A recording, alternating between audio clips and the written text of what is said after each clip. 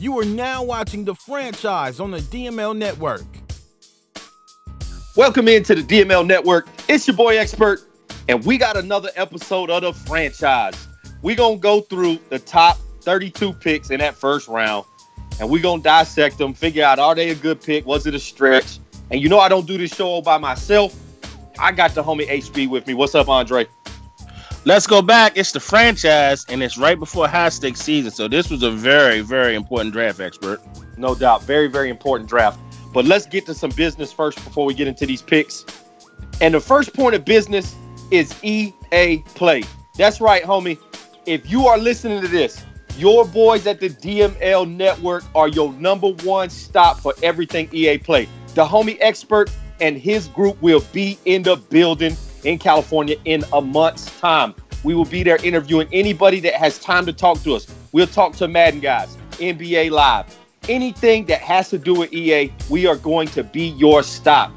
And you know, once we get back from EA Play, we will drop them fire videos of what we see in the new Madden. Y'all be on the lookout. Make sure y'all hit that like button, subscribe button, because we will be your one-stop shop for everything EA Play.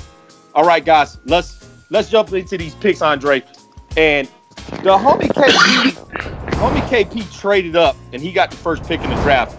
And he goes out and gets Morgan Spock, the cornerback, just a monster cornerback out of UCLA. What'd you like about this kid? They call this kid the Spider-Man. That's what they called him. And in college, what more can you say, man? The guy is fast. He ran a 97 speed, ran a 4.240 at the combine. He has great man coverage, got pretty good zone coverage, and the funny thing is he took maxi route last year, and he traded with the 49ers maxi route to pick up Morgan Spock, the Spider-Man, and I think he upgraded with that pick. So that was a great pick by the Eagles. No doubt, and you're seeing his film right now. This is just a physical big cornerback, but he is quick. And Andre, his speed makes up for his youth sometimes. You know, he'll make a mistake here or there in coverage, but he is just so quick that he can make all of those mistakes disappear and get back into play. And we know the homie KP and his love for that cornerback position. What does Spock do? What does he do for a guy like KP where he kind of just frees up one side of that field and you can kind of put him on that island? Well, KP realized he plays in the NFC East, and by playing in the NFC East, that means you play the Washington Redskins. And when you play the Washington Redskins, we have the Posse 2.0. Every one of these receivers are fast, and it's like having a track meet. And he knew in order to keep up with those guys, you got to have speed. Frank Herman, 97 speed. Morgan Spock, 97 speed. So it's going to be great to see that matchup unfold in the regular season. I got the Pied Piper with 96 speed. Got Curry with 97 speed. So, you know, now we're going to start seeing the chess match, you know, in those games, because you got to have speed in order to keep up with those receivers. Yeah, and I think that's where people really don't understand. Yeah, KP drafted some corners. He also drafted corner last year, but he kind of understands that division that he's in. He's got to really have some guys on the outside to kind of lock down some of these wide receivers, because the homie Hot Tub always has a wide receiver package, you know, and now Andre, all of a sudden, now you start to throw the ball around a lot more. So just a smart pick at one. And he gave up a good corner actually to get up and go to one. But if you ask me, Morgan is going to be one of those just elite players on that Philadelphia Eagle team. Was a great pick. But let's move on to number 2. And let's welcome back Breezy to the DML.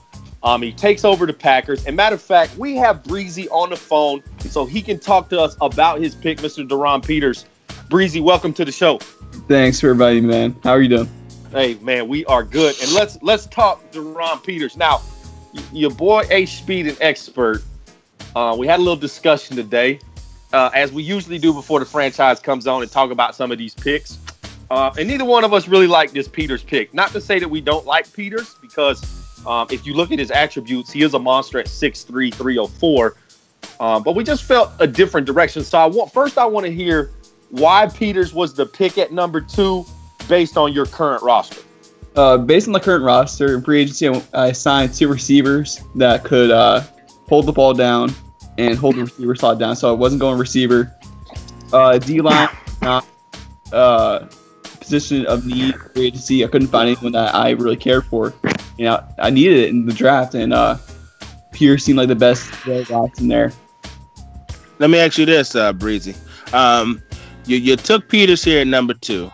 Why did you take Peters over, say, a Newhouse or a Sam Diaz? What was it about Peters that made you say, man, I got to get this guy? So the last season I drafted D tackle, and I feel like if I run out of the big dime formation, he can also work on the inside with him and just be a force on the inside. Yeah, and he's a big guy. And are you moving him to defensive tackle, or are we gonna see him stay out there at the defensive end? He's gonna rotate in positions. He'll sometimes play end, some formations he'll play D tackle, but right now I'm gonna keep him at end. Absolutely. Yeah. Now, Breezy, what do you run in the Packers system? Are you a 3-4 guy or are you a 4-3 guy? 3-4. A what? 3-4. Yeah. Absolutely. That's a good pick then. I like that pick. That pick makes the pick a little bit more reasonable to me versus a 4-3. But a great pick. All right, man. One more question before we let you get out of here. Expectations for the Packers this year? Division champs, man. Division champs. I like that. I like the confidence.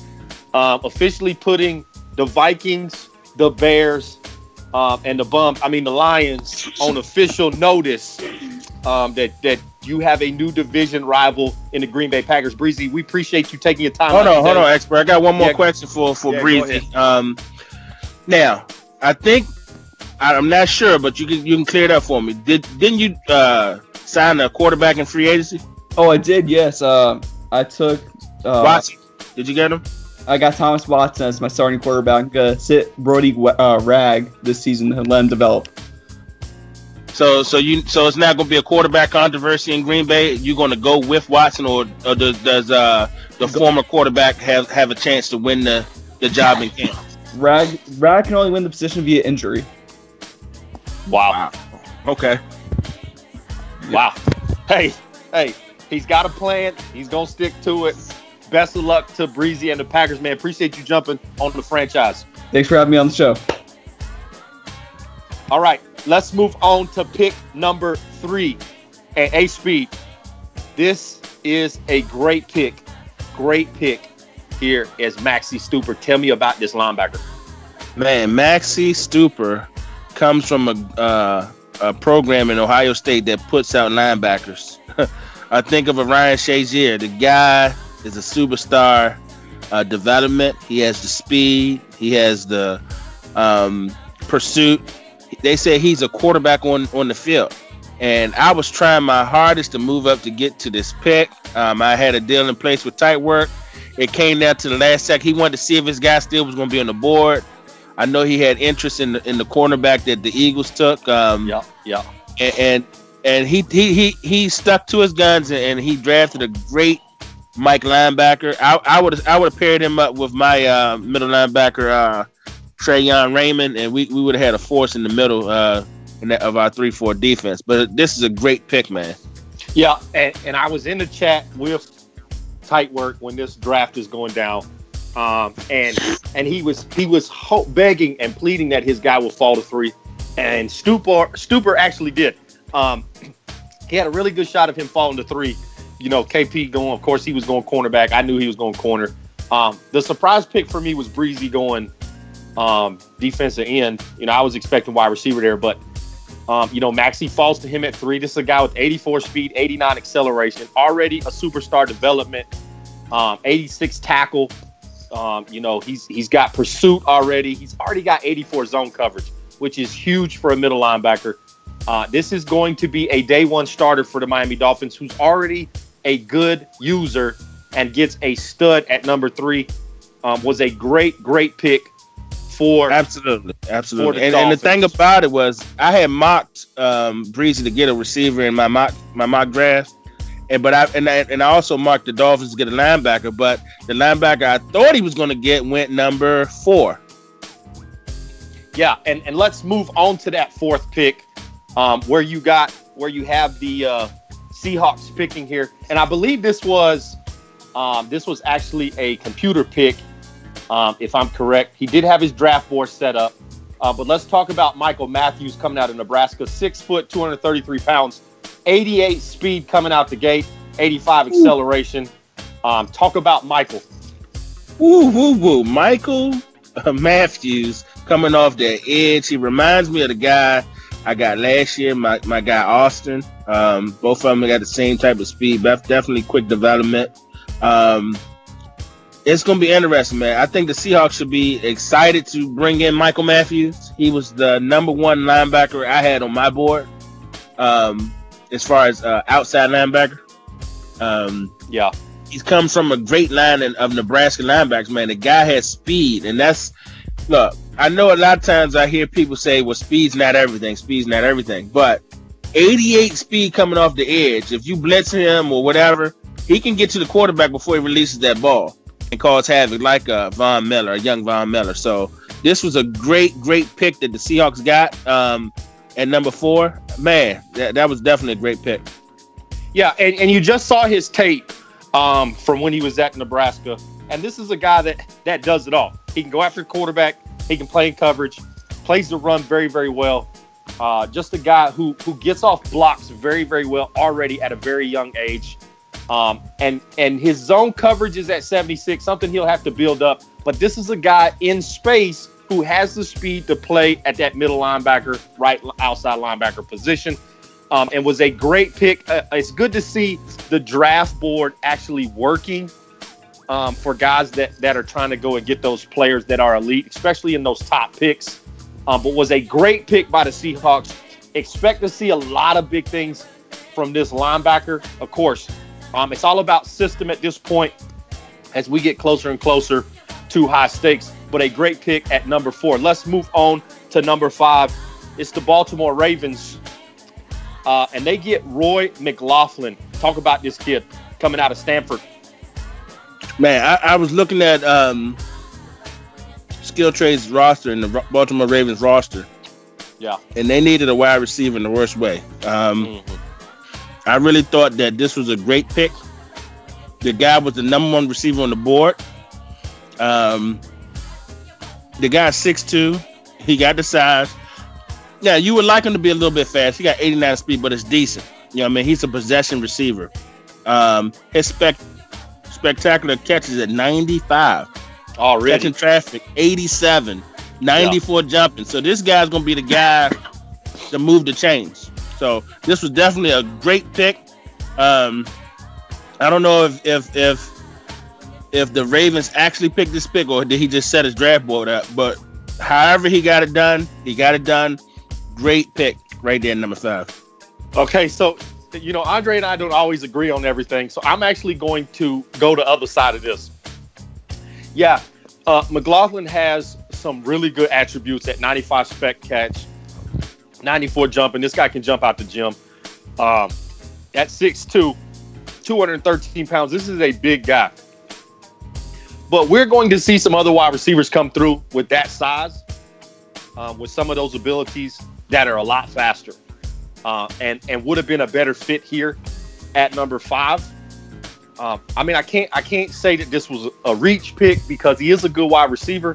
I just think there are better wide receivers to come, and we're actually going to talk about some of those on this show. But for me, really, it's going to come down to the numbers. What can McLaughlin do? He's got the attributes to go up and get footballs in traffic. He definitely is not running past most corners in this league, especially if they're in off coverage. But you better have some help over the top when he does throw this ball up because this guy's going to go up and get it. But I really think that this was more of a system type pick to me. I mean, like there was better receivers or faster guys, but what Skill Trade does with the Ravens, they don't do a lot of deep balls throwing it down the field. And he got 88 route running off the rip. You know what I mean? Coming in with 88 route running. So, he can move the chains. Skill Trade likes to run the football and throw when he has to. And he has good hands. So, this is one of those guys that this receiving core of picks this year, the receivers in this draft, there were a lot of big guys that that you could get, like tall receivers, and this was one of the guys that I actually like, and I like him. I like him for the Ravens. Yeah. All right, man. That's number 5. Let's move on to number 6. But before we do, we always give an award out on the franchise. And so, Dion, go ahead and roll that footage. Breaking news. Today, unpredictable events have occurred across the globe. Who has come to save the day for humanity? Who is this mysterious, mighty hero? Stretch Armstrong. Your stretchable superhero. Stretch him 4 times his size. He becomes bigger than a building. Tie him into a knot. He always goes back to his original shape. Stretch him again and again. Stretch Armstrong. The return only from character. Stretch Armstrong. Right. It's the Stretch Armstrong Award winner. And we actually are going to give it to the Jacksonville Jaguars this year and King Vitamin and H-Speed. It's Gordon Simmons at number 6, slow development wide receiver. And then not so necessarily the player that he picked, but more so what he gave up to go get this player, Andre, and explain why the Stretch Armstrong goes to the Jacksonville Jaguars. Man, Vitamin. Vitamin.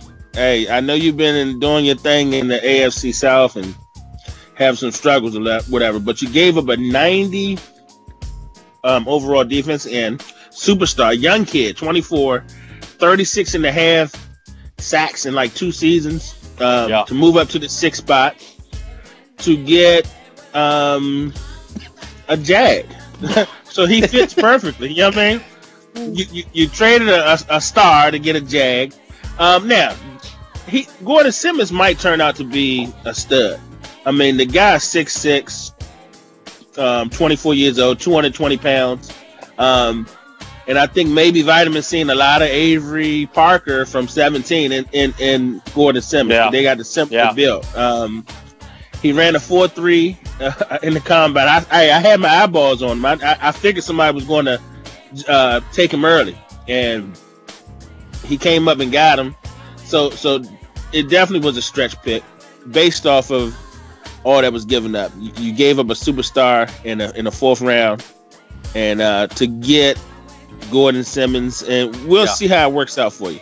Yeah, and let's be completely transparent here. I did not agree with the Stretch Armstrong Award winner this year, and I usually agree with most of them.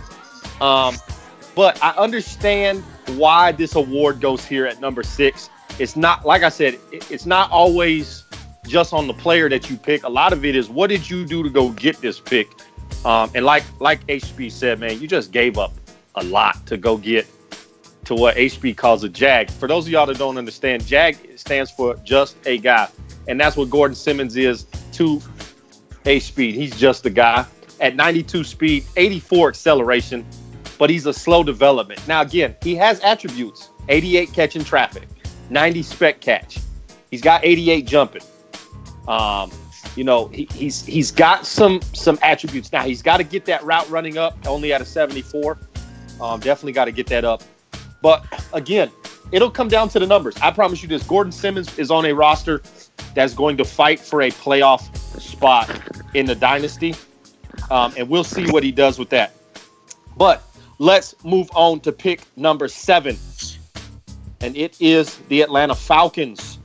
And to talk about the Atlanta Falcons pick, let's bring in that owner and GM, Mr. LP. What's going on, LP? Yo, what's up, Dynasty? Yo, good to have you on the show. Let's talk Bennett Brooks. Why did Bennett Brooks go number 7?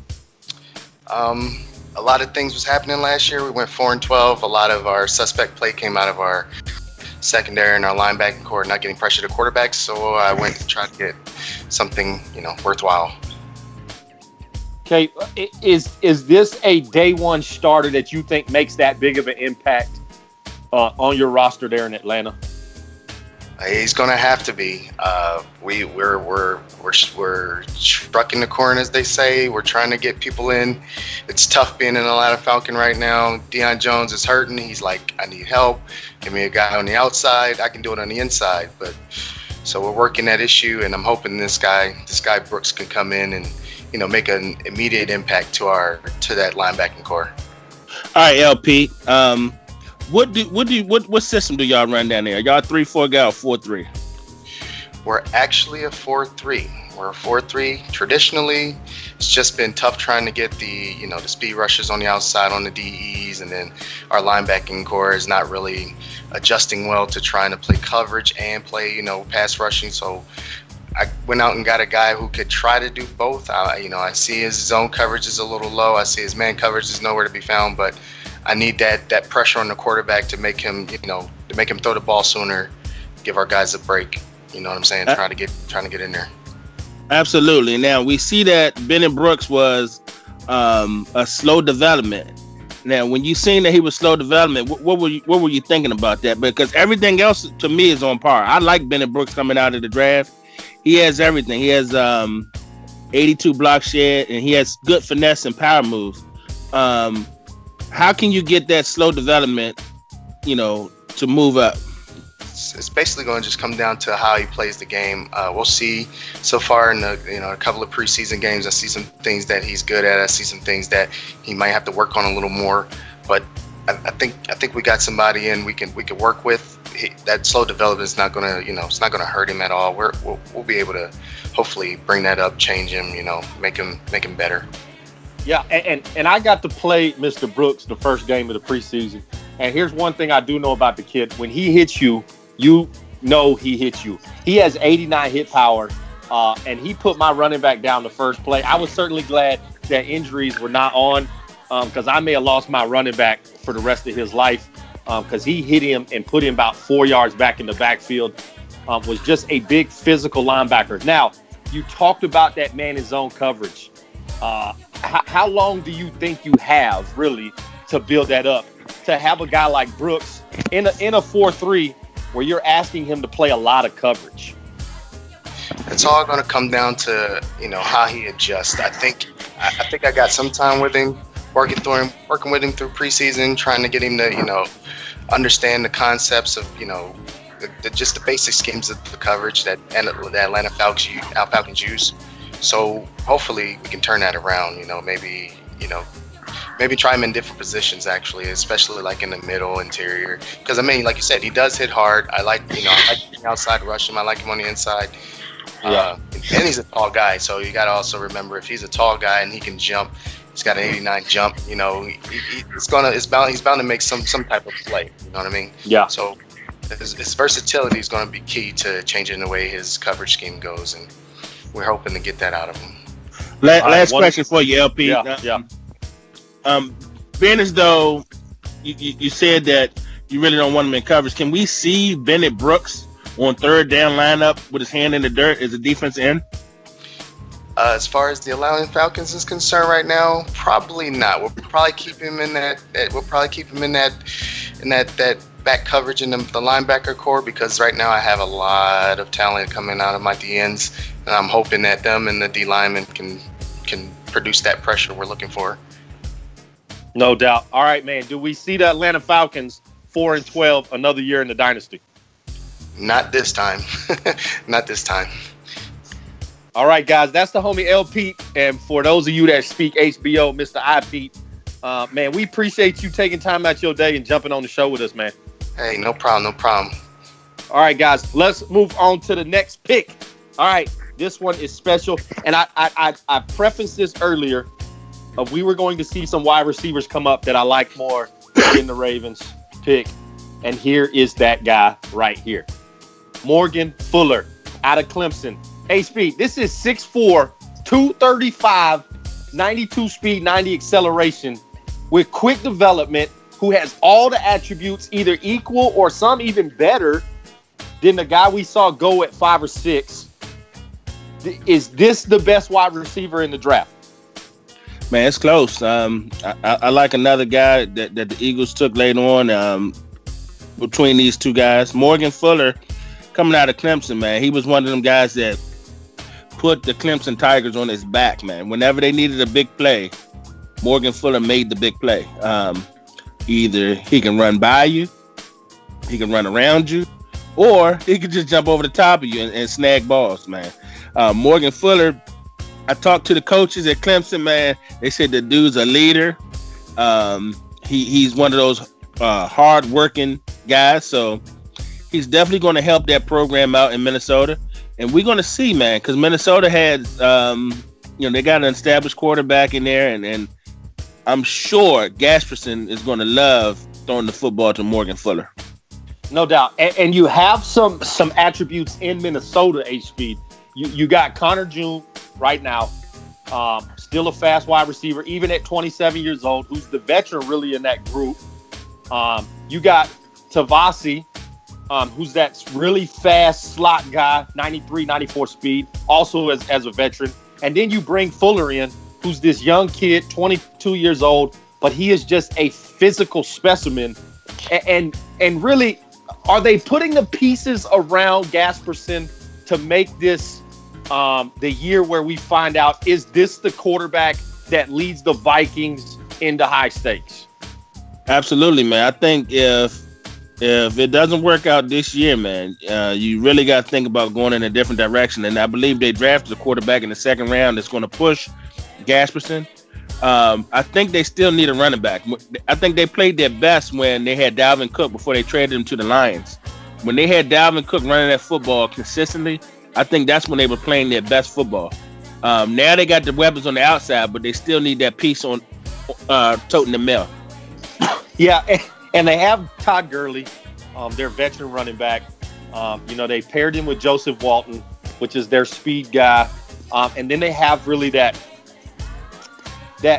X factor piece in Devontae Cooper, who's really that change of pace back, who loves to carry the ball, but sometimes loves to put the ball on the ground. Him and Walton both with some ball control issues, but you got the pieces now. And you talked about the quarterback that they took later on in the draft, Charles Ebert.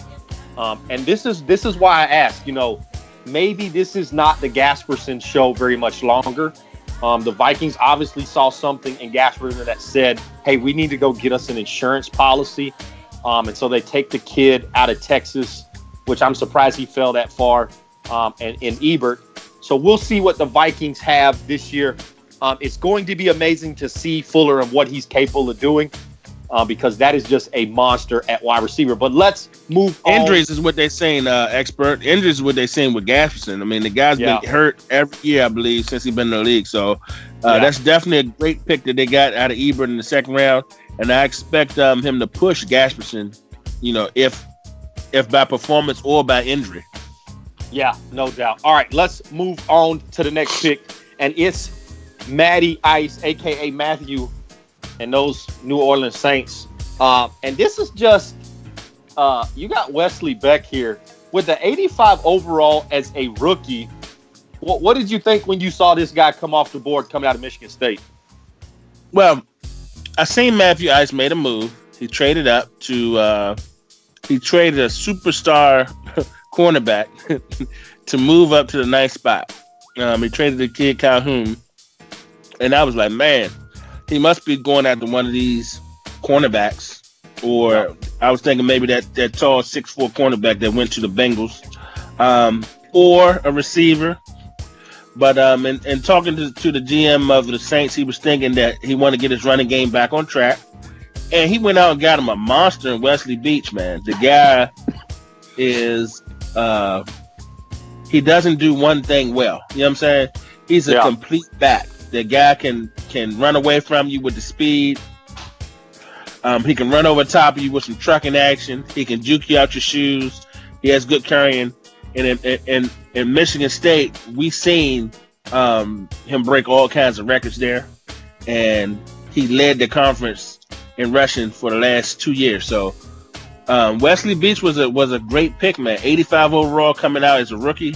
That is an insane number as a rookie. I mean, I got some players that ain't 85 overall after 2 or 3 seasons, and he comes in as an 85 overall. Yeah, and you talked about he doesn't do one thing well, but he does all things. All things that he does are successful. This guy has 92 juke move already as a 22-year-old rookie. So you better be on your P's and Q's when you step up to tackle this guy, because if he gets a little bit of space, he is putting you on the ground and he is running past you. 92 speed, 91 acceleration. But here's the thing that I really like about Wesley. It's that 91 carry. This is a guy who did not fumble the football his sophomore, junior year at Michigan State. This is a guy who values the football when he's got it in his hands, and he proved that. And I think that's one of the things that Matty Ice looked at. We got to have a guy in here that's going to hold on to the football. He still has attitude in that backfield, so it's really going to be that two-headed monster. It's the system, too. It's the system that he's going to. He's going to the New Orleans Saints, always a top 3, 4, 5 offense in the league. Got Miles Hageman, and then you throw in Atachu. You got Beach, man. This is a great spot for Wesley, and I expect for him to do some great things this year. Yeah, like the pick, although I there is a running back that comes later in the draft that I like a little bit better, but was a good pick for the Saints. He loves dumping the football off to his running backs in the flats, run a screen to him, and just put the ball in his hands to try and create some of that confusion. And then he hits you deep with Hageman over the top. So just a good pickup. Of course, we expect to see Matty Ice in the playoffs, maybe deep in the playoffs. But, he's got some competition now in that division with the up-and-coming Buck user. So we'll see what happens there. But let's move on to the next pick. And it's to the Philadelphia Eagles.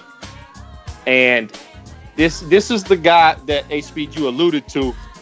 One or the other, the Vikings had a great wide receiver.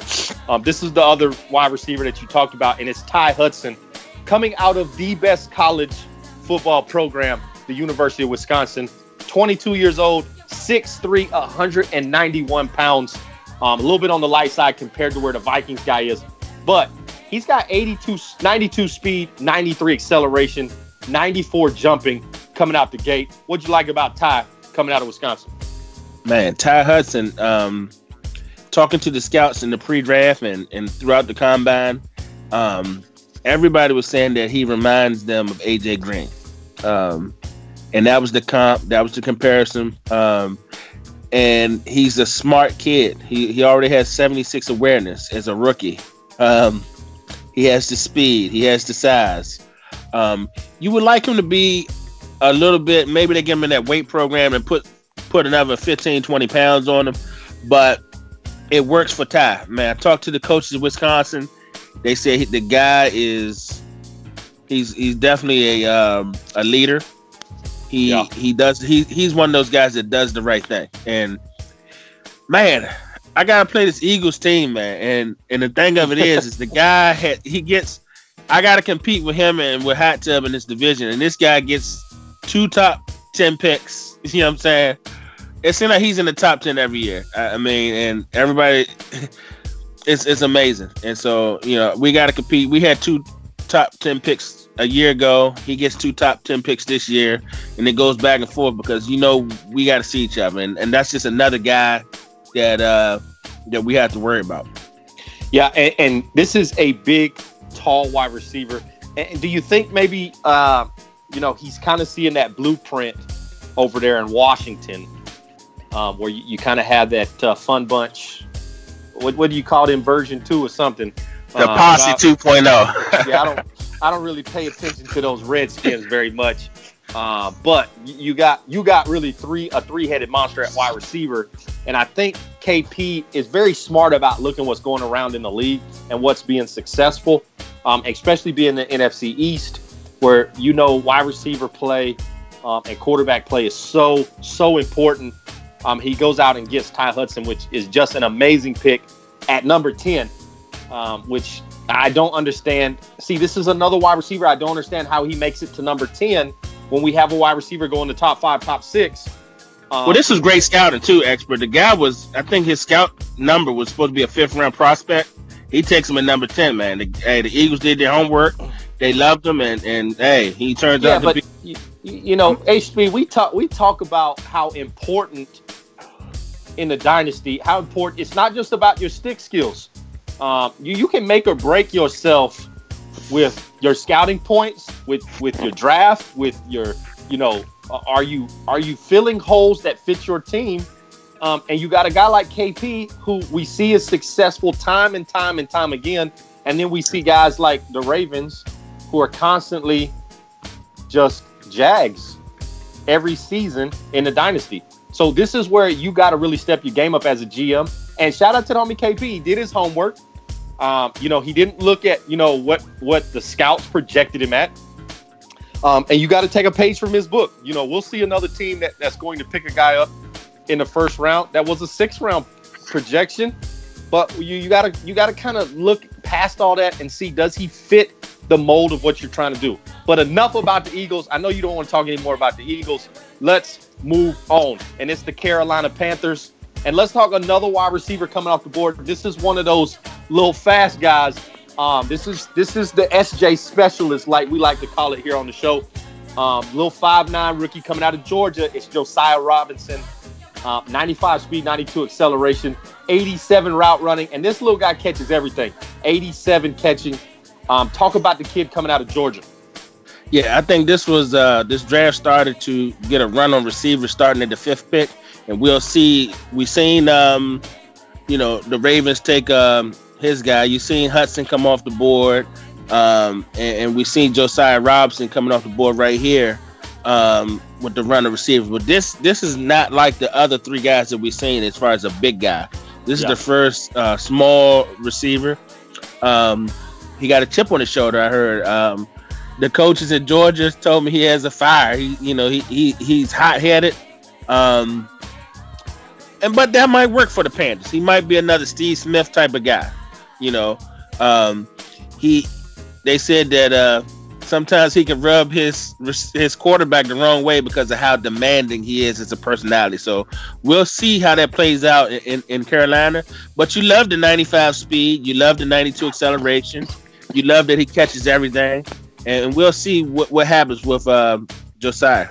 Yeah, and I think C-Rob really looked at the roster and realized he is really top-heavy with old guys, veterans. He's got Stephon Diggs, Allen Robertson, Craig Simpkins, all guys over the age of 30, and felt he needed to get younger with some speed guys. So he brings a guy in like Josiah Robertson that can kind of push that envelope, take the top off of the defense, and let some of these older veterans run underneath in that underneath coverage. Was just a good pick by the Carolina Panthers. He's not that big, tall, physical wide receiver that we see the Vikings take, the Eagles take. But this is a guy that will get open. And when he gets a chance to catch the ball, this guy catches everything. Watch what I say.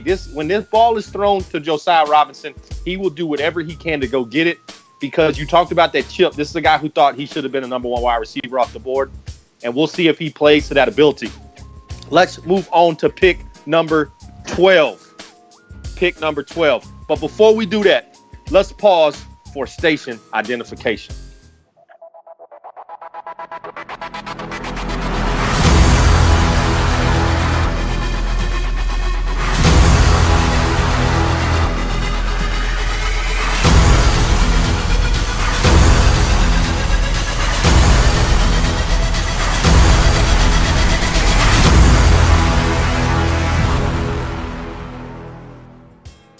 All right, welcome back to the franchise. Let's jump into these last picks here in the first round of the DML draft that went down yesterday. All right, guys.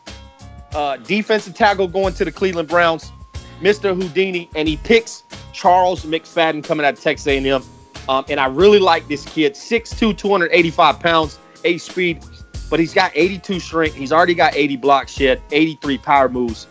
But this is a fast guy for a defensive tackle. We're talking 82 acceleration, already 8 speed. What you like about Charles McFadden? Not much. I mean, let me not say this. Let me say this.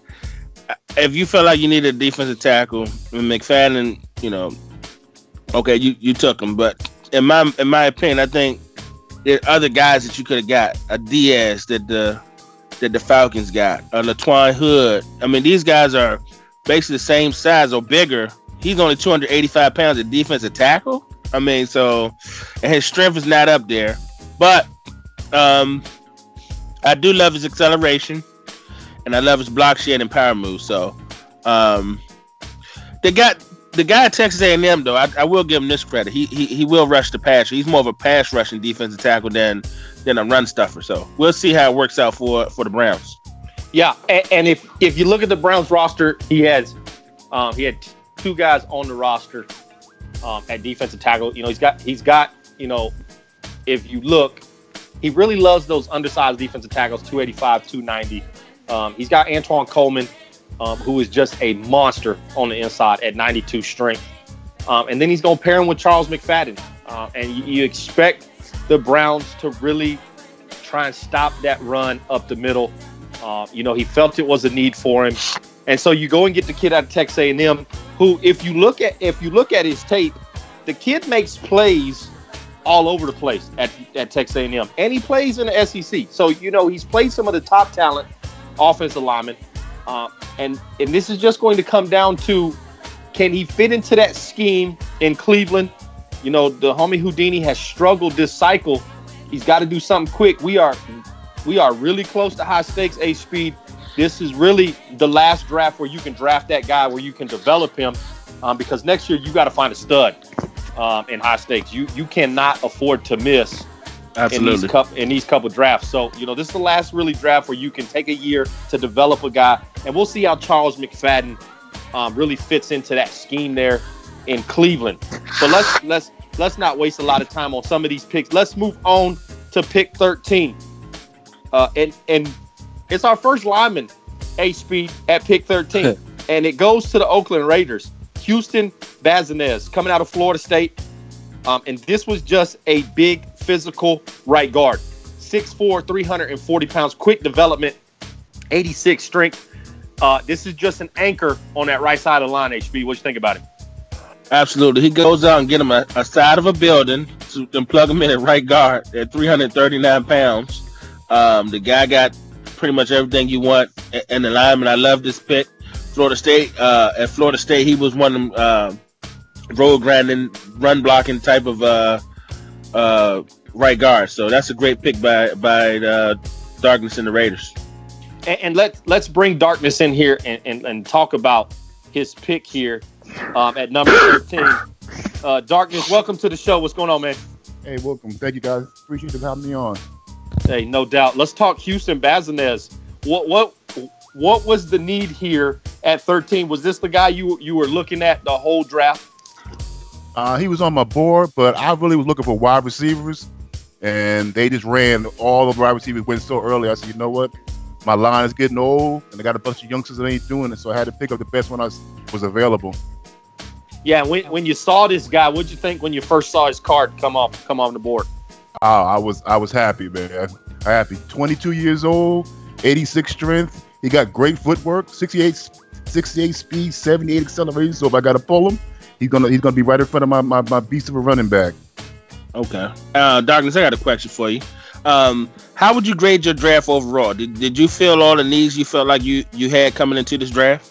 Not all of them, but I felt one of my biggest needs was O-line, and the first 2 picks are O-lines, and they both were quick developments, and they both were B. So, and I've been playing a lot of people with great O-lines the last season, were just sitting in the pocket and just cutting up my defense. So I said, you know what? I got to get an O-line, my O-line back to the one that first had the Raiders, so I can have time to pass, because my O-line was getting killed and injuries. Yeah, and this is just a big pickup for you as you head into your high stakes mode.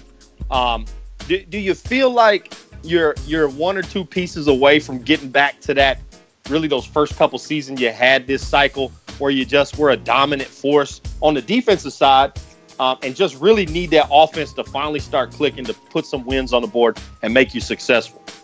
Yeah, I think I'm almost there. Just like you said, my defense is always on one of the top defenses, but it's always my offense lets me down to the last minute.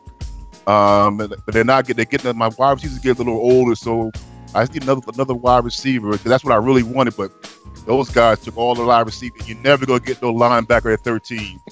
The linebackers are gone by the first 10. So I'm just trying to get a few more pieces hold this division.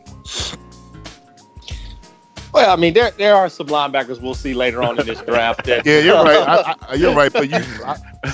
But Tight Work got the Heisman Trophy. I said maybe he'll fall to 13, but I didn't think he would. Yeah, no way he was falling to 13. That guy wasn't getting past 5, but definitely was a big pickup at 3. But Houston is a great pickup. Okay, so what? One last question from expert, and I'm sure HB got something else for you. But what can we expect to see from the Raiders this year? More offense. That's all. That's our key. We got to get off with. We can hold people and have a close game when we're tired of having these 10-7 games, or I think our last 6-3. I got to put points on the board. The sooner or later, defense is going to let you down. Absolutely. Now I got one question for you, and then we can let you go. Being as though the Broncos and Tone Dog, the co-commish, won the division last year, what do you have to do to win that division back? Because I believe you won it the year before that. Be consistent. I got to start off fast. If I don't start out fast, I never can recover. That's my problem. If I don't start out fast and get some couple wins under my belt, it takes me a hard time I'm not good at catching the coming back from behind. I got to start out fast, at least be even, but don't be like 3 games behind. And I had like 8 injuries last year, so nobody was healthy. Nobody was healthy. Yeah, that's always rough. All right, man. Shout out to the homie Darkness for jumping on the show, man. Appreciate you taking time out your day, talking about your shit. Thank you, guys. Talk to you later. All right, guys. Let's move on to number 14. And is this a jag at 14 going to the Bengals here? As we see in Reed Tolbert, is this another jag, H-Speed? Man, I had my eye on this guy, and I was looking to move up. I would have got him. You know what I mean? And when I seen his draft card, I was like, "Woo! Thank you, thank you, Tight Work, for pulling out on that trade at the last moment, because I might would have pulled the trigger on Reed Tolbert, man. Man, everything looked good for Reed Tolbert in the scouting process. His coverage was good, which is still good. Yeah. 84 man coverage, 81 zone. His size, 6'4", 213. Oh my goodness, it's looking lovely. He ran a 4.4, like a 4.42 or something like that. And for him to come out with an 88 speed, I was with the the homeboy Addy 5. He was very disappointed in his speed. He was like, he might have to move to safety. And on top of that, he's a slow development. So yeah, he is slow development. I don't like the 88 speed, but he does have 93 acceleration. So it's not all bad things. And like you said, he's got good man zone coverage already. If you look, he's got 86 press already. So this is a big physical cornerback who's going to get up on you and play your wide receiver physical. Now, I don't know how much I'm pressing with this guy, especially if I don't have safety help over the top. But let's also look at who he went to. This is a Cincinnati Bengal. And if my memory serves me correct, because it wasn't that long ago, this is the runner-up in the Super Bowl. So this is not just a middle of the pack user.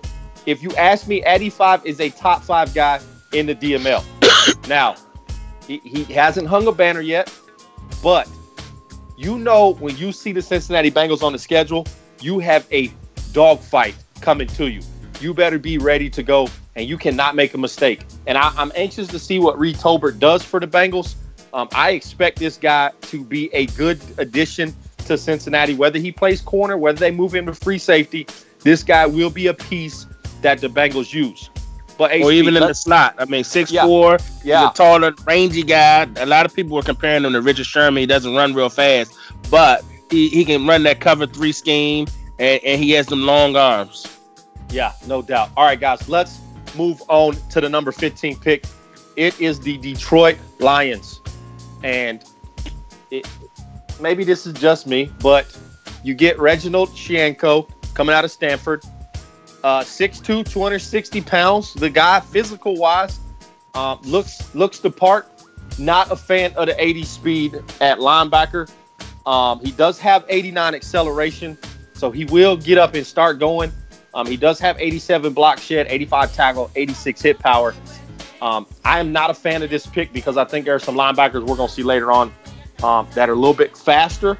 Absolutely. That could have fit in this spot here at 15. But what'd you think of Reginald coming out of Stanford? Well, I'm hearing from some of the coaches at Stanford, they were saying that at the next level he might move to middle linebacker. That might be the move for him because he's really not a pass rushing type of a linebacker, but he's pretty rangy with that acceleration. But it's a okay pick. It's a jag pick. Yeah, it's definitely a jag pick for the Detroit Lions. So let's not waste any more time with the Lions. Let's move on to pick 16. And while you see on the screen it shows Miami Dolphins, this is actually a Houston Texan in a Miami Dolphin uniform. Marcus Glover, this was the number one guy on the Houston Texans draft board. And after every single pick, we just kept thanking people for not picking Marcus Glover. And then the homie Tight Work shatters the hopes and dreams of Bill O'Brien there in Houston, and he goes out and gets Marcus Glover, the rookie coming out of Wisconsin, 6'1", 203 pounds. This is a monster. He was a free safety at Wisconsin. He is being moved to strong safety here at Miami. Talk to me about Marcus Glover here at number 16. Man, this is another great pick by Tight Work and the Dolphins. They missed the playoffs last year, and they felt like they needed some help on the defensive end. They just got younger, and they just got two superstars. They picked, did you hear me? Two superstars in their first two picks. And he goes out and get a rangy safety like Marcus Glover, but he will come up and smack you. So he has 83 zone coverage already, and he has the speed to match. Marcus Glover was a great pick for the Miami Dolphins. No doubt. Tight Work with another addition to an already loaded squad there in Miami was a great pick at number 16. But let's move on. Number 17.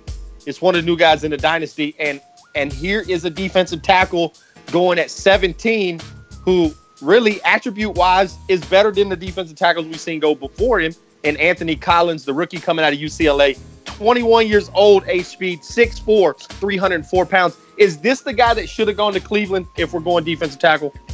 Absolutely. Plebleezy, my man for Sheezy, goes out and get another defensive tackle because remember last year's draft, he drafted a defensive tackle. So we can see what he's doing. You know, he's building that defensive line up, and he's getting bigger and stronger and younger on the defensive line. So this is a great pick by Plebleezy. Got him at 17. So that's what I was saying with the Cleveland pick.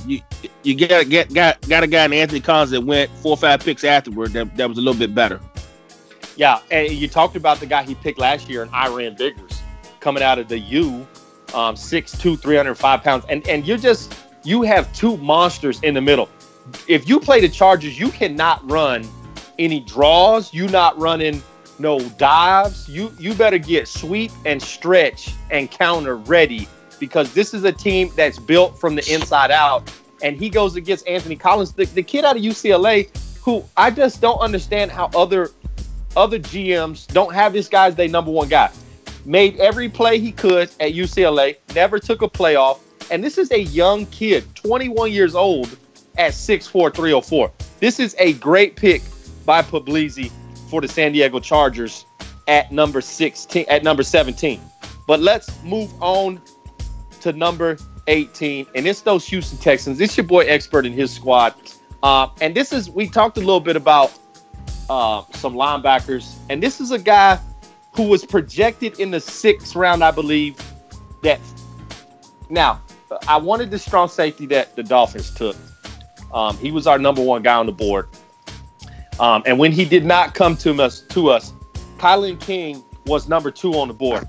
And nobody really gave Kylan really any respect after the combine. A lot of scouts dropped this guy down real low. Was not expected to go in the 1st round, 2nd round, 3rd round. But the Houston Texans, we took a shot in the dark. We really like this kid, especially after his visit to the facility. And we get a superstar development. What'd you think about him, H-Speed? Man, I think from a value standpoint, I think this is the best pick in the first round. From a value standpoint, you get this guy at 18, superstar.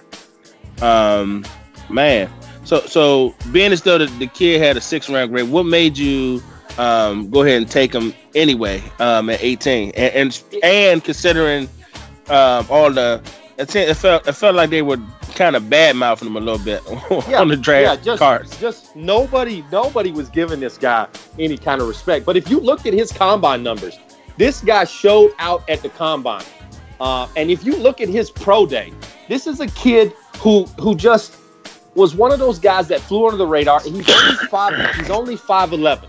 This is not a big, huge 6'3", 6'4" linebacker. So a lot of guys wrote him off just based on how tall he was, just based on the school he went to. He went to Pittsburgh. Nobody is saying Pittsburgh is linebacker U. This is not a Penn State guy. This is not Ohio State Buckeye. This is a guy coming out of Pittsburgh that nobody wanted coming out of high school. Nobody wanted coming out of college. And the Houston Texans like this type of player. We took another guy in free agency several years back that nobody wanted in Ted Komar. And he has been a superstar for the Houston Texans. And you're going to match this guy up with probably one of the best middle linebackers in the NFL. We love Mr. Roby Peterson, who we picked up out of USC last year, who had a great rookie season. And so now you have a 3-headed monster at linebacker, and Kylan King is going to fit in perfectly in the Houston system. Great pick. No doubt, great pick. But let's move on, because we could talk Houston Texans all day with your boy Expert. But let's move on to the next pick. And man, I hate giving this guy, props and respect, but the homie HBO at number 19. First off, HB, tell me how, and you're going to see this guy's footage on the screen. Tell me how Laquan Hood at left defensive end falls to 19. Man, I don't know. I was hoping he could fall to 20 because I had a need at defensive end, and I was licking my chops. I was like, I might get this guy Hood. I was thinking about getting Diaz. But Laquan Hood, man, the guy's a stud. He got the speed to come off the edge. He already has the power moves. He's tall, rangy. He's kind of a DeMarcus Ware type of a defensive end. And that was the comparison that we got when we talked to the Auburn coaches. And so, man, hey, HBO, you hit him with the boop, boop, boop on this pick. Good pick. Yeah, no doubt. Definitely the best pick. If you ask me, this was the steal of the draft. If you ask me, there's no way Laquan Hood should have made it all the way to 19 and the Detroit Lions. This is a guy, 6'6", 264 pounds with 81 speed, 86 acceleration, screaming off of that edge. And here's my thing. He's got 88 power moves already. This is a guy ready to go from the gate. 83 hit power. He's got 84 pursuit. And he's got 81 strength at defensive end. This is a kid that's going to make plays all over the place. You better give your left tackle some help.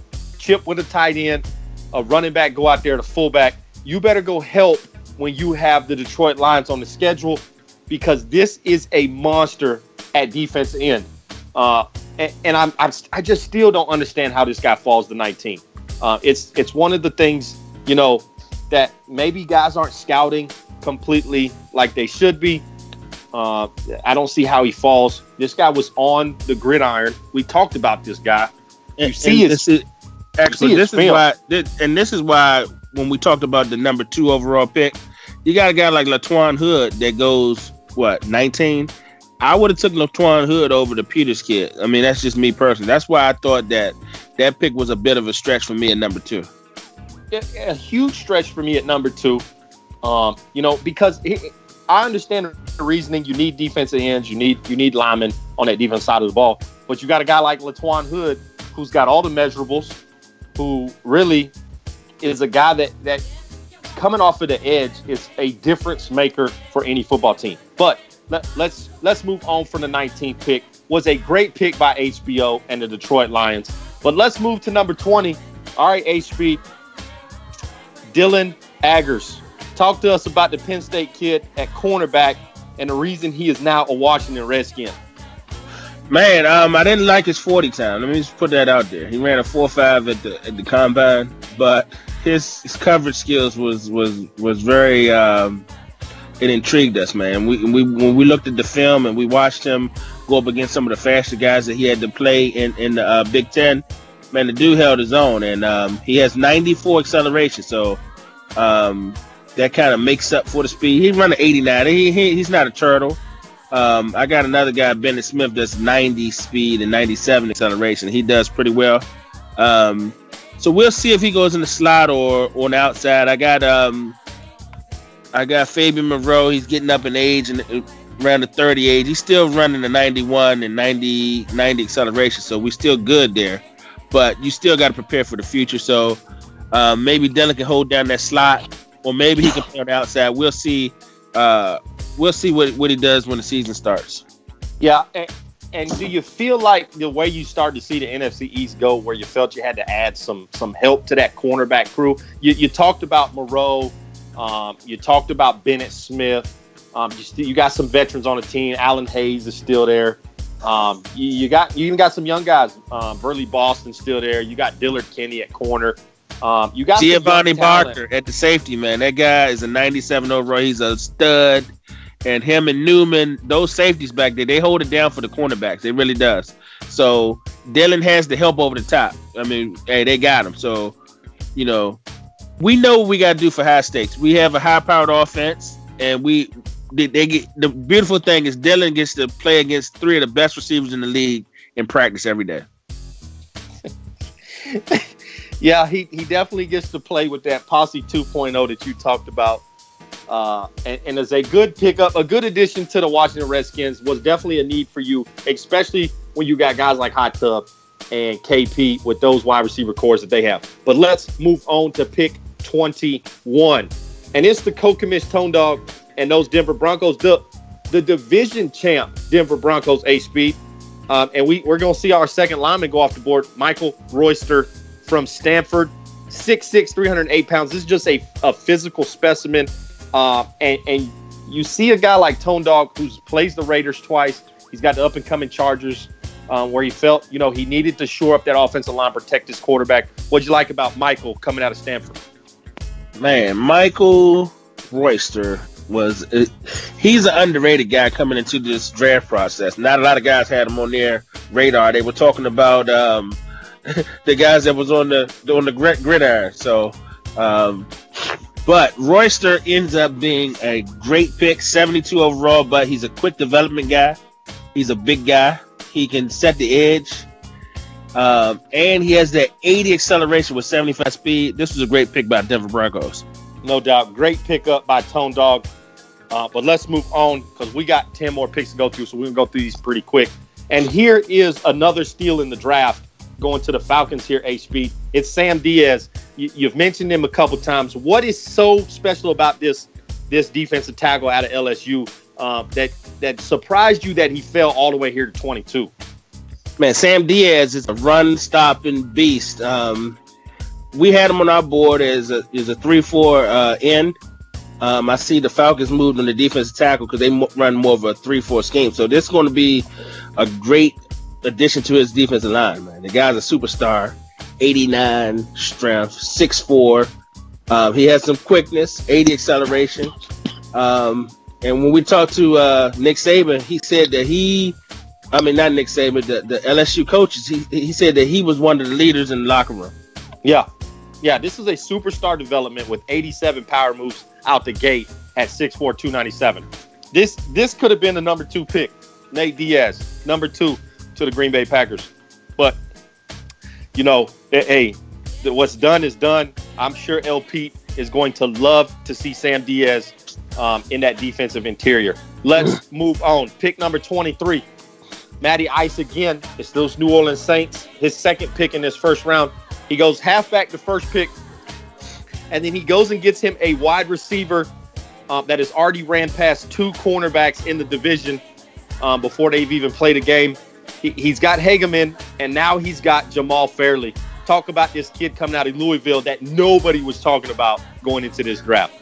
Man, it seems like the Saints keep getting receivers. Like, their system is like you need at least 10 receivers. You know what I'm saying? But he goes out and get him a young guy in coming out of Louisville. That's pretty fast. I mean, he's not as fast as Hageman, but hey, don't blink because Jamal Fairley would definitely run past you. Got good route running. This is a solid pick, man, especially picking at 23. So this is a good pick for the Saints.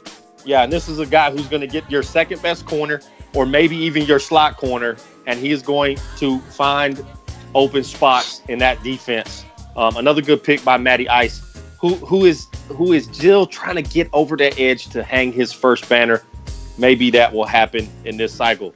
Let's move on. Next up, it's Mr. 99. You know, we don't call him out by his name, Mr. 99, but it got a Z on the end. Whatever his name is, got a Z on the end, so it's okay. But he goes and gets Julius Newhouse, the defensive end out of the Ohio State, 6'6", 254. Talk to us about this defensive end going to the Jets.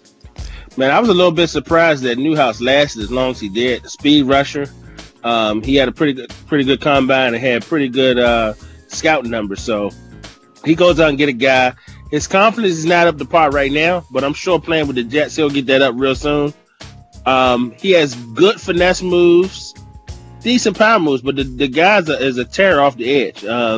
He dips his shoulder, and he got the speed to get you the quarterback. Great pick by Mr.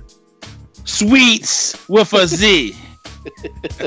Mr. 99 himself, yeah, 83 speed, 87 acceleration, 83 finesse moves. This is a guy going to put his hand in the ground, and he's going to run past offensive linemen. Great pick here at number 24. All right, moving on. Number 25, it's those Cincinnati Bengals, and he gets a right tackle superstar coming out of Notre Dame. Offensive lineman wasn't a big emphasis in this draft, H-Speed. And so you get a guy like Ellis Orchard that falls all the way to 25, kind of falls in Addy 5's lap, and talk about how this guy can just help your offensive line protect that quarterback and give him that time to throw the football. The rich get richer. Got him. That's the only thing they were saying in the Cincinnati war room. Got him. Got us one. Got a superstar going into high stakes. Just played in the Super Bowl. But this is a guy that can anchor your offensive line, Ellis Orchard. Whatever you want him to do, run block, pass block. You want him to pull, he can do that. Got 83 acceleration. So this was a great pick by the Cincinnati Bengals, and it's going to help them moving forward going into the last two seasons. Yeah, I'd be anxious to see what Addy does with him. If he keeps him at right tackle, he's got Trayvon Rouse, who came out of Indiana 3 years ago that he drafted a 93 overall, already at right tackle. I'm curious to see what he does with these two guys. Maybe Orchard moves into that right guard spot, or maybe even moves to that left guard. But we'll see. Whatever he does, I know it'll be a good decision because it's the homie Addy 5. But let's move on to pick 26, and it is the NFC South Division champs, those Tampa Bay Buccaneers. And we're going to see two linemen go back-to-back. It's Graham Fragel, the center coming out of Ole Miss. And the Bucs really needed some help on that offensive line. What can you tell us about Graham coming out of Ole Miss? Absolutely. Got him. Got a bum. That's what he did. Hey, I didn't like the pick, man. I mean, I did. And I'm not being critical just because the Buccaneers user, but you could have got a better pick than this right here. If you needed a center or guard, there's some guys that was on the board that I liked a whole lot better than Graham Fragel. So, man, the guy can't run block. He don't have no confidence.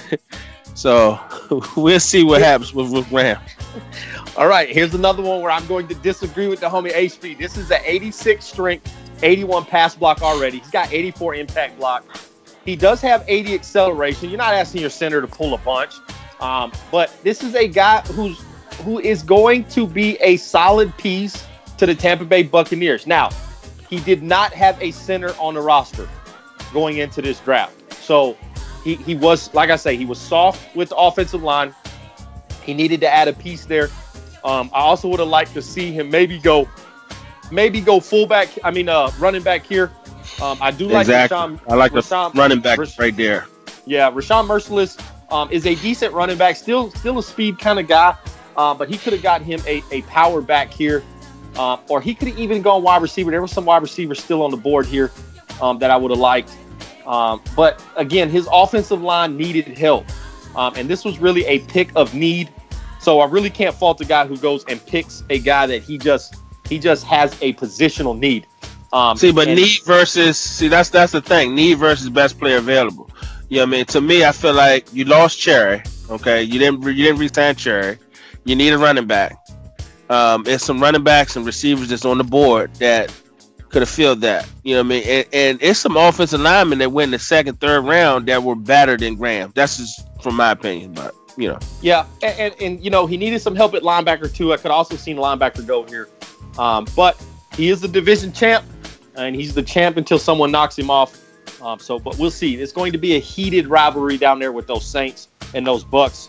And you can't count out those Panthers in that division. Always a tough division to fight through. So we'll see what happens there in the NFC South. Let's move on to the next pick, number 27.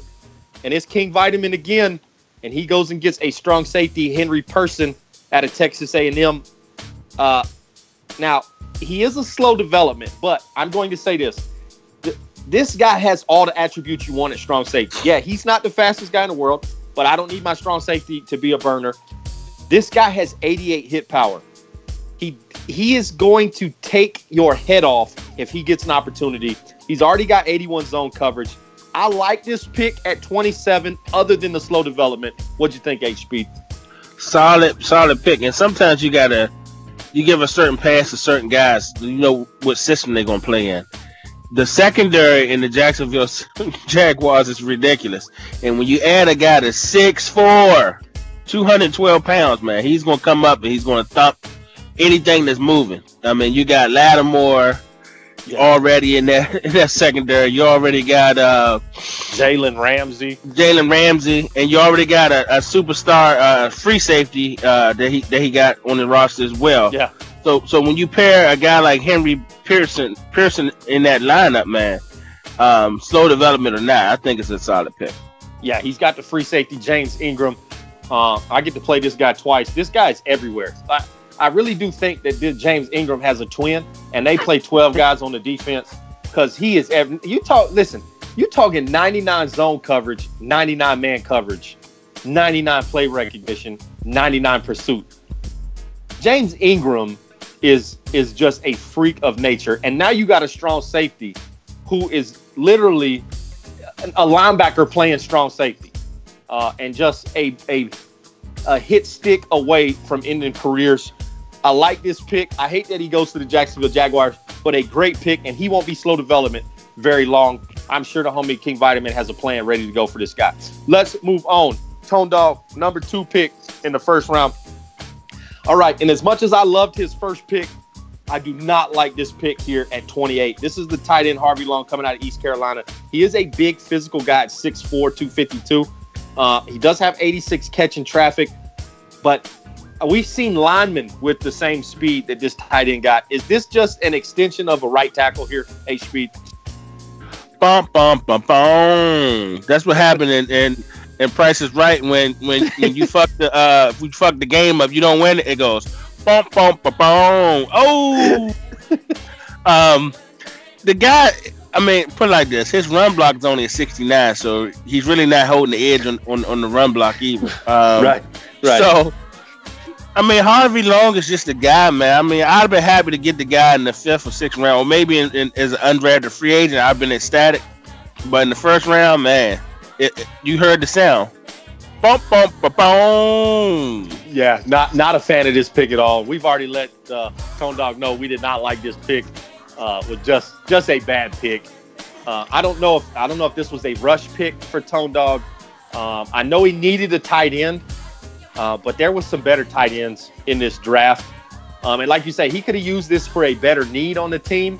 He could have took best player available, and this guy would have been there in the 4th, 5th, 6th round at tight end. So I think that's where you talk about HP, where need sometimes gets in the way of taking the best player available, and this is one of those instances. But let's move on to pick number 29. It's the Chicago Bears. He gets a halfback, Mac Jowers, coming out of Notre Dame, and this is a big 215-pound running back, really, that he likes to run people over because he's not running past a lot of people. 89 speed, 91 acceleration. But here's the thing that I like about Mac. At 215 pounds H-speed, and as a guy that's a running back guru, he has a 92 juke move coming out of Notre Dame. What'd you like about this kid going at 29? Man, he looks like the running backs that the Chicago Bears already have on the roster. Oh man, I mean, he got like 5 or 6 backs, but he just let Howard go. So maybe he felt like, because he runs a lot of different backs, that's part of his system, right? So I mean, it's a solid pick. The Mac Jowers is not a bad running back at all. He'll fit right into that Chicago Bears system. They like to run the football, and they like to get a fresh legs in at all times. So yeah, definitely a good pick. Yep, good pick for the Bears. Let's move on. Pick number 30, and it's the Pittsburgh Steelers.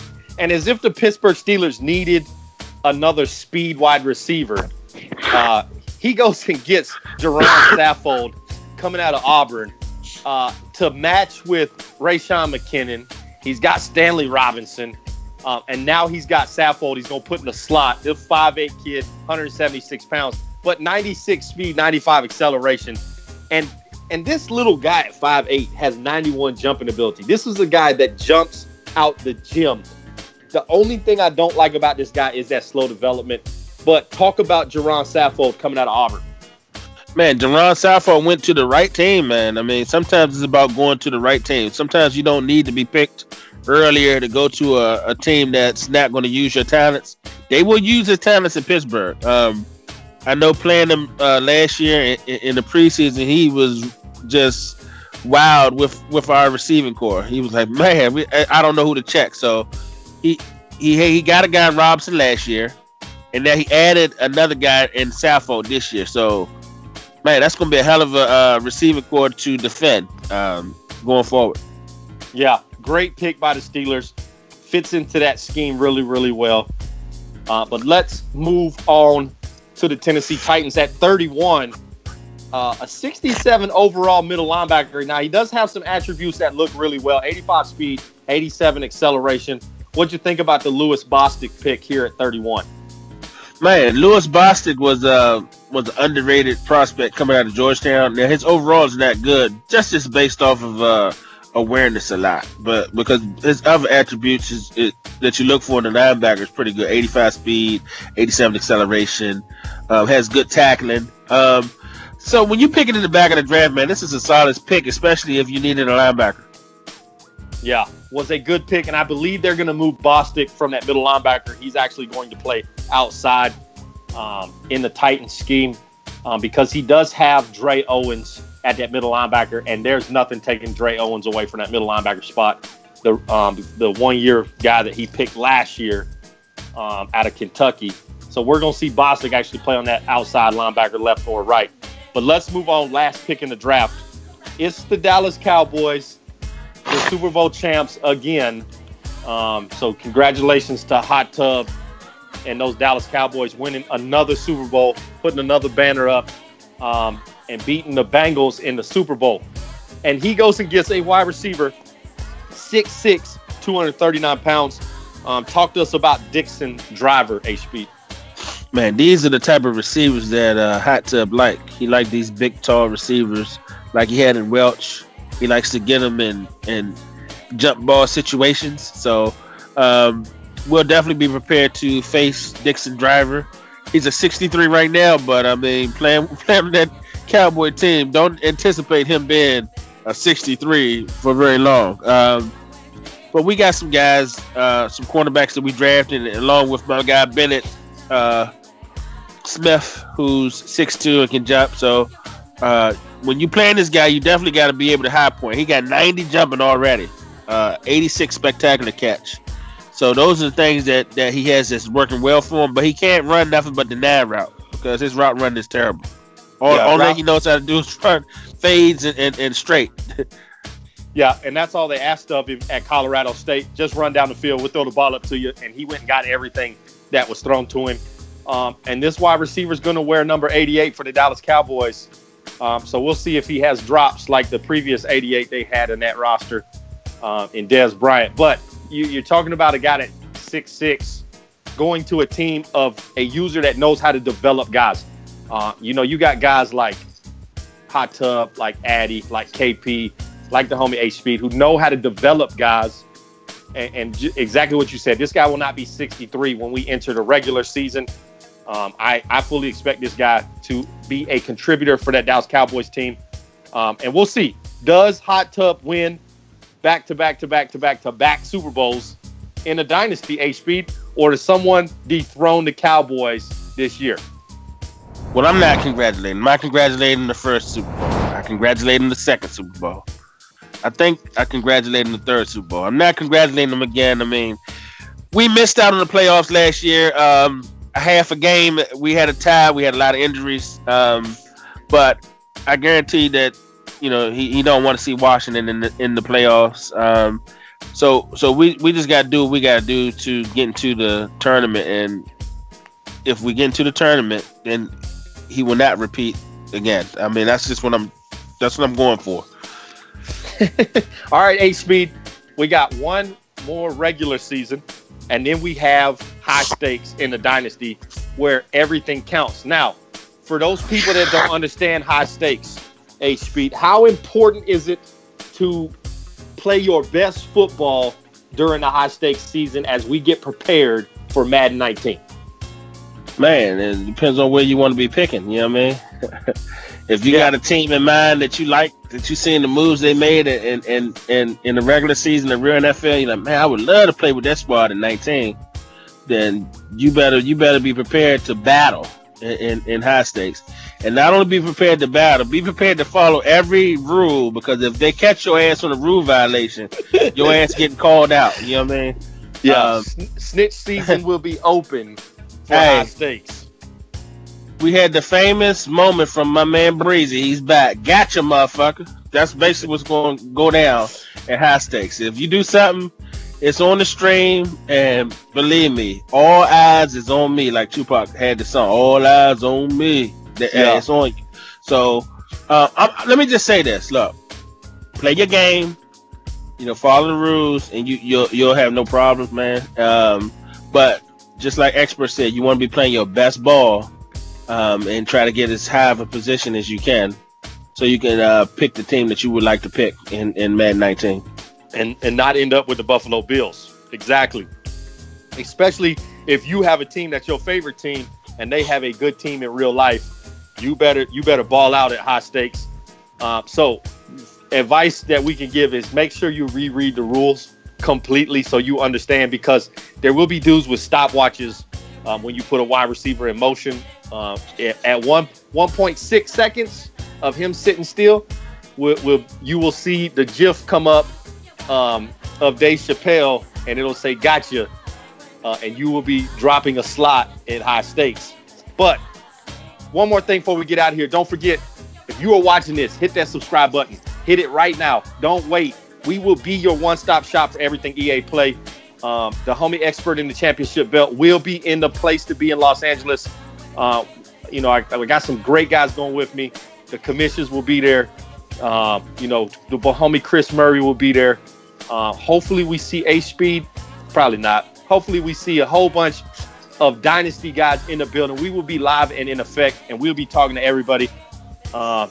Developers, EA game changers, YouTube guys. I will see some homies from the Madden Ultimate Committee. Rex quit. We won't see Rex. We won't see the homie Rex. Shout out to homie Rex. The homie Rex always show the Dynasty love. We want nothing but Rex to be happy with whatever decision he makes. We support that guy fully. I'll continue to follow him on Twitter. I was always real with the Dynasty. Like what we were doing here. And we just hope the next group of guys that step into that role have that same passion, that same open line of communication with us in the community. And we'll keep rocking and rolling. We grind 365 days here in the Dynasty. So this is not a 3-4 month venture. This is 12 months for us. And we just trying to put out live content, with some great users. And we expect that to continue in Madden 19. And we will have videos ready to go for Madden 19 when we get back from EA Play to let you know some of the changes we see, some of the adjustments that they make, and what they did to help the CFM community. So make sure y'all hit that subscribe button and be on the lookout, because that is literally a month away when we land in Los Angeles and get to see Madden 19. All right, guys, on behalf of the DML Network, your boy H Speed, it's your homie Expert, and we out.